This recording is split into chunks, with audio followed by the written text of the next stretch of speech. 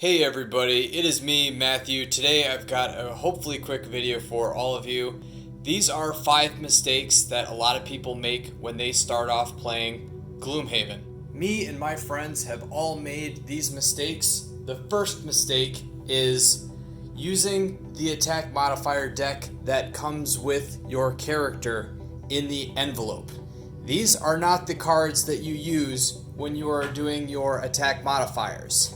The attack deck that you use is the one that has the numbers with it.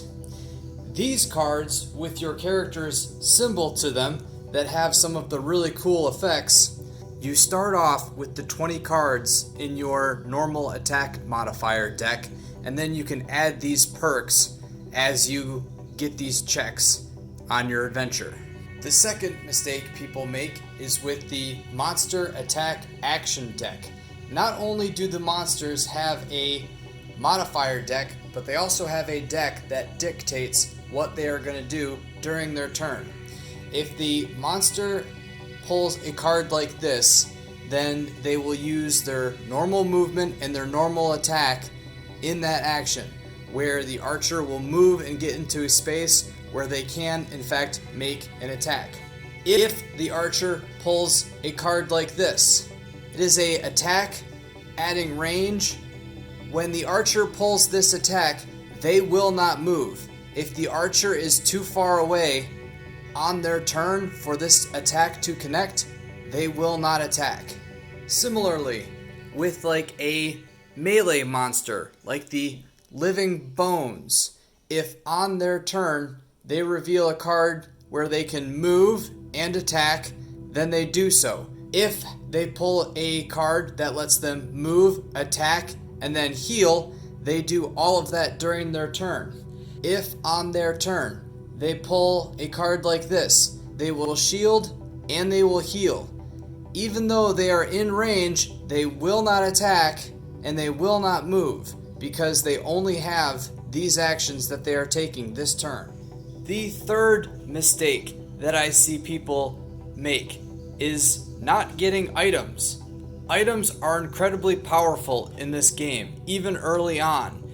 You can afford to buy several of these items right off the bat. The piercing bow, letting you ignore shield during your attack action, can take monsters that have a whole lot of shield and just completely ignore that, making monsters like this go from being very dangerous to something much more manageable. The Eagle Eye Goggles. Never forget how important advantage is in this game. With your attack modifier deck, it is completely possible, and everyone has stories of the time that they went and played the big, huge, damaging attack, only to have it critically miss. If you have advantage on the attack and you are not cursed, because you are pulling from a deck and not rolling dice, it is impossible to critically miss with one of those cards. The Stamina Potion. I'm not even exaggerating. This is the best card in the whole game, and it's cheap and you can buy it right off the bat. You play a little bit of Gloomhaven, you will understand how important it is getting cards back to your hand.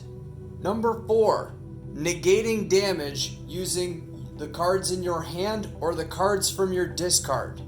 Discard and lost cards or burned cards are different.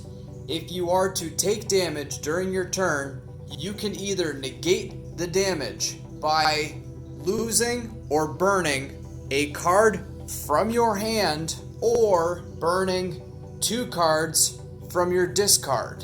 It is usually better to take the damage than burn or lose cards because it is usually easier to regain health as opposed to regain cards. Number 5, monster level. You always have these sleeves so that way you can adjust whether the monster level is 0, 1, 2, 3, so on and so forth. The normal calculation for monster difficulty is the average level of the party divided by 2. That divided by 2 is very important. If you are all level 4 and you go up against level 4 enemies, you are going to have a rough time. If your party is level 2, you should be fighting monsters at challenge 1.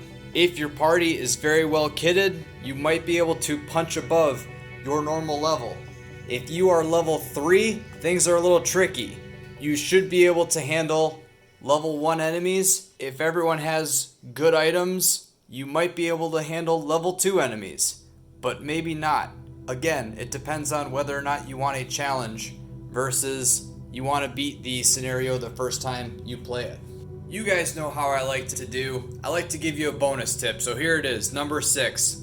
If you are playing with 2 players, all the characters are fairly good, but I do not recommend playing with these 3 characters of the original 6 if you are only playing with 2 characters. The Scoundrel is good with more players.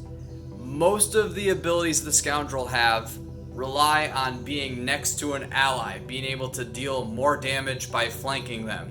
If you only have one other person, it's going to be very hard to get those moments where you get that extra damage, making them feel impactful.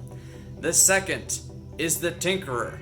Very good at crowd control, but does not deal a lot of damage. A very good character. I do like this character. Again, this is only for 2-player play. And last is the Mind Thief. The same problem as the Scoundrel. A lot of abilities, being able to make your allies make attacks or moves. That is not as potent when there is only 2 players. Thanks again for watching, guys. I hope you found these tips helpful for starting off your Gloomhaven experience. Until next time, I hope you guys have happy gaming.